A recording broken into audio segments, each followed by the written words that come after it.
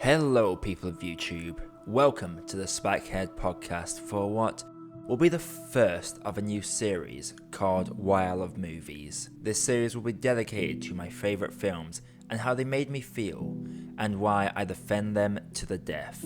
These will not be reviews, but more of a look into particular scenes that stuck with me, moments that leave an impact, how I relate to those on a personal level, and even some personal stories thrown in there. Not all these films will be objectively good. In fact, some of them you may question my adoration, but this is a series for me, and if you find value in this series, well, that's just an added bonus. So for the first episode, I will be looking at 2018's Ready Player One, a science fiction film based on the 2011 book of the same name, set in a post-apocalyptic future where a man named Halliday has created a virtual reality RPG called The Oasis, a video game where you can live out your biggest fantasies and be anyone you want to be. For my thoughts on this film, I do have a review that you may want to check out. Now naturally, people who could be anything they wanted went for iconic characters, and I could talk at length about the amount of pop culture references in this film. Heck, that's what the whole movie is pretty much. But instead, I will simply tell a story of a particular scene. I went to Chicago in 2018 for C2E2 to see my friend Rob. At this point, I'd already seen this film at an advanced screening, but Rob hadn't, and I hadn't had an experience of an American theatre. So we went to the IMAX screening on the Navy Pier. Now Rob is a huge fanboy, and to my great joy he reacted to a lot of the movie with glee. One particular scene in the final battle, antagonist Nolan Sorrento's avatar is in a Mecha Godzilla suit. One of the heroes, Daito, has been meditating the whole way through this battle, until this moment where he goes, I don't remember the exact words Rob used, but I do remember it being something along the lines of no fucking way. And in the ensuing fight, lots of oohs and ahs were had, not only by him, but a couple of other people in the screening.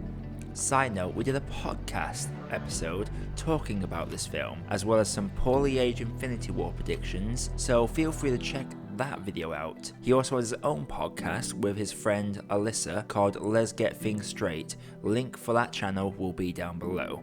Anyway, the point I am making is people were invested in this entire final battle, and yes, a part of it is because they are seeing their wildest dreams come true on screen. It's fucking Chucky! But at the end of the day, there are no stakes in this battle, as these are all AI characters. If they die in this battle, there are no real life consequences. So the fact that we are urging our heroes on and are at the edge of our seats just goes to show how well the film did to get us invested. Steven Spielberg, director of the film, and my favourite director of all time, was in his element with this film. He and producer Christy Makosko-Krieger allegedly spent years getting permission to use this bloated cast of licensed characters, costing what must have been an ungodly amount of funds. The results of the hard work are seen throughout the film. Spielberg was the only director that could have made this work. Nostalgia is whimsical, and that was Spielberg's bread and butter during his peak years with films like Indiana Jones, E.T. and Jurassic Park. He also grew up and was in his middle ages during the steady rise of video games. He understood this is a film predominantly about gamers, and gamers will watch this and appreciate all the nods and slang featured. 20 years ago, games like Doom were being blamed for mass shootings. Now we have gamer-centric lines like, I'm not going out like that, alright? That's a camper move. The man, humble as ever, removed pretty much all the Spielberg film references from the adaptation, aside from a T-Rex and a couple of other things on the behest of Ernest Cline, the book's writer. And obviously, I can't talk Spielberg without mentioning the amazing homage to The Shining. done purely because of a copyright issue. They had to think of something to replace the second challenge, and naturally Spielberg wanted to honour his friend in one of the most memorable set pieces of the entire film. I genuinely think this film would not nearly have been as good had Spielberg not taken the helm.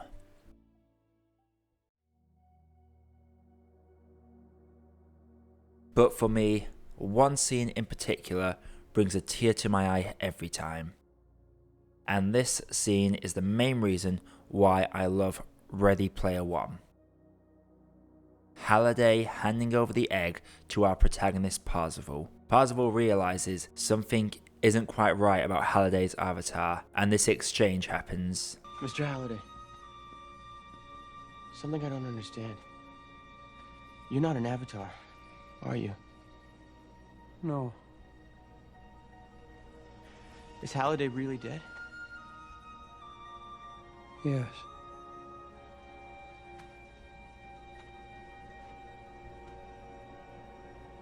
Then what are you?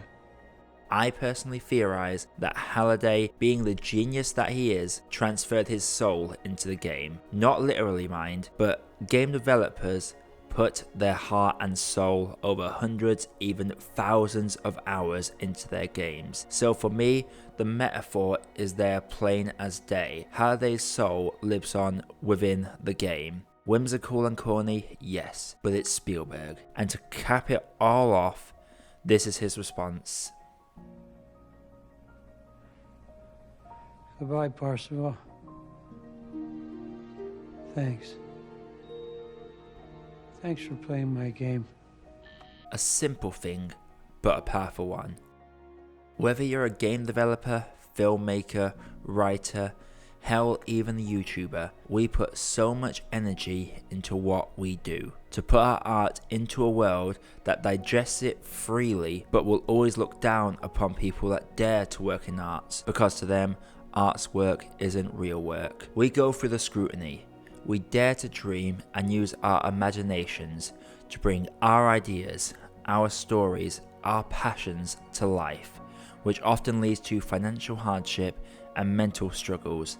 And every time someone clicks the video, buys the game, purchases a ticket, buys the book, it means the world to us creatives. As someone who's trying to work in media production as well as run this channel, everyone that spreads word about something we create because they find value in it and want to share it with others is what this industry is all about. These are people we may never meet that keep the industry alive through their support. So when Halliday thanks Parzival for playing his game, he speaks for all creatives. And that is why I love Ready Player One. This is why I love movies.